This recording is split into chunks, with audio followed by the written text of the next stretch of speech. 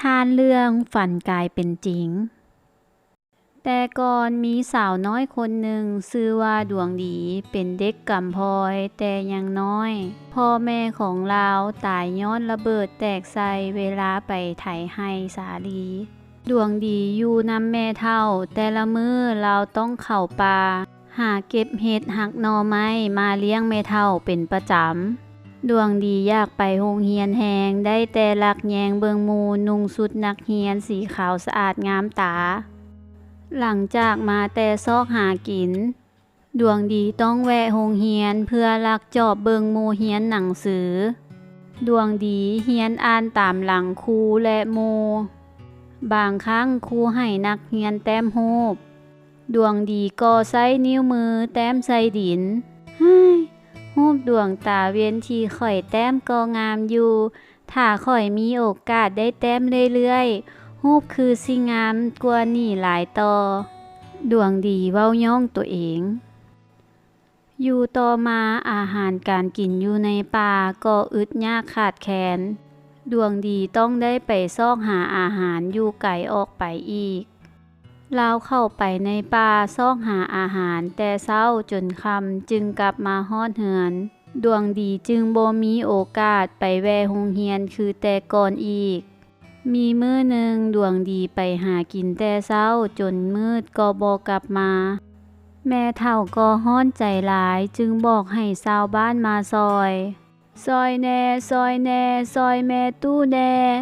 หลานของแม่ตู้ไปหากินแต่เช้าจนมืดค่ำก็บ่เห็นกลับคืนมาเฮือนหรือว่าเลาหลงทางอยู่กลางป่าก็บ่ฮู้เมื่อไทบ้านได้ยินข่าวก็พากันใต้ตาบองแข่งกับความมืด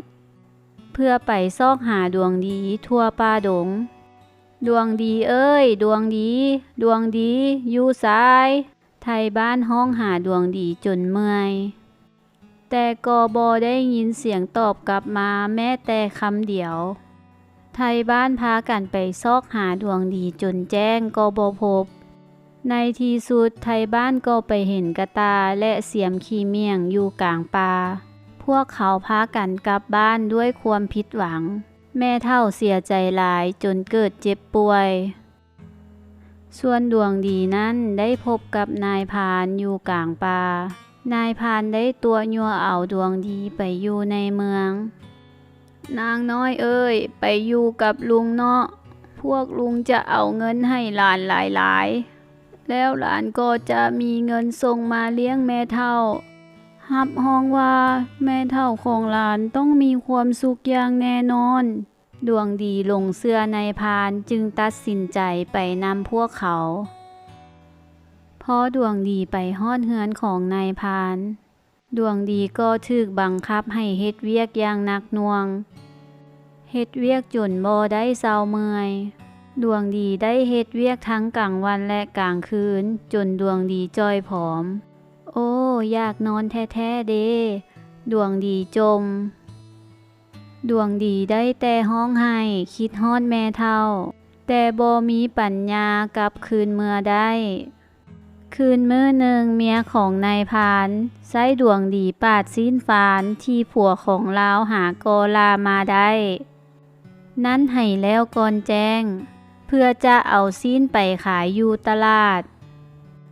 ดวงดีอิดเมื่อยแหงจึงล้มนอนค้าขาฟานอย่างบ่ฮู้เมื่อคิง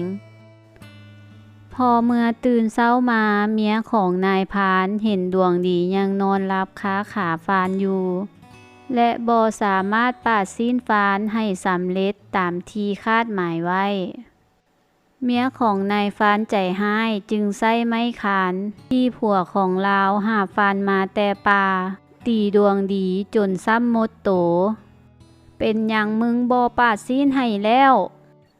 บัดนี้กูสิเอาซีนหยังไปขายอยู่ตลาดอีซัวมึงสมควรตายมึงสมควรตายดวงดีบ่มีโอกาสที่จะร้องไห้เลย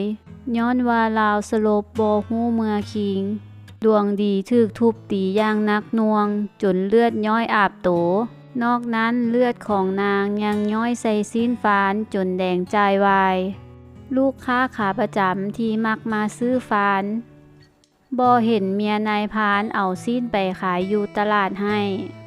พวกเขาจึงพากันแห่ไปซื้อซีนฟานอยู่กับเฮือน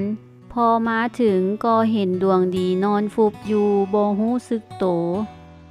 พวกเขาพากันตื่นแล้วห้องขึ้นเมิดแหงตายตายตายจังแม่นสองผัวเมียพวกเจ้าขูดที่แทงงานเด็กน้อยที่บ่ทันฮอดเกษียณออกแหงงานแท้น้อพวกเจ้าทารุณเด็กน้อยแบบนี้มันผิดต่อกฎระเบียบและกฎหมายบ้านเมืองได้เมียของนายพรานเฮ็ดหน้าจืดมิดจิลียืนสั่นอยู่แจเฮือนบ่พอข่าวนายบ้านและกองหลอนก็มาเชิญผัวเมียนายพรานไปโอ้ลมกันอยู่ห้องการบ้านว่าการเอาเด็กน้อยมาเฮ็ดเวียกและทุบตีแบบนี้เห็นว่าผิดต่อระเบียบกฎหมายบ้านเมืองและการล่าสัตว์ป่าที่ห่วงห้ามมาลักขายก็เห็นว่าผิดนักคือกันดังนั้นขอให้พวกเจ้าหยุดเซาการกระทำดังกล่าวแต่เพียงเท่านี้ถ้าบ่อยากให้มีปัญหาเกิดขึ้นอีกในต่อหน้าผัวเมียนายพรานรู้สึกว่าตัวเองกระทำผิดไปแล้วจึงเซาล่าสัตว์ป่าไปขายและจัดส่งดวงดีกลับเมื่อบ้านเก่าอย่างทันการดวงดีดีใจหลายหาสิ่งเปรียบบ่ได้จนน้ำตาไหลเมื่อได้กลับคืนมาพบหมู่เพื่อนและแม่เฒ่าไทยบ้านพากันมาหุ่มถามข่าวดวงดีเมื่อฮู้เหตุการณ์อันละเอียดแล้วพ่อแม่ผู้เฒ่าและแนวโฮมจึงสั่งให้ลูกในบ้านหลานในเมืองว่าอย่าเชื่อฟังและไปนำคนแปลกหน้าเป็นอันเด็ดขาดนอกนั้นก็บ่ควรไปลิ้นไก่และไปลิ้นกลางคืนเพราะย่านอันตรายเกิดขึ้นกับตัวเองอย่างบ่รู้สึกตัวจากมื้อนั้นมาดวงดีผู้ด้อยโอกาสก็ถูกการจัดตั้งส่งเข้าเรียนหนังสืออยู่โรงเรียนเด็กกำพร้าดวงดีมีความสุขหาอันเปรียบบ่ได้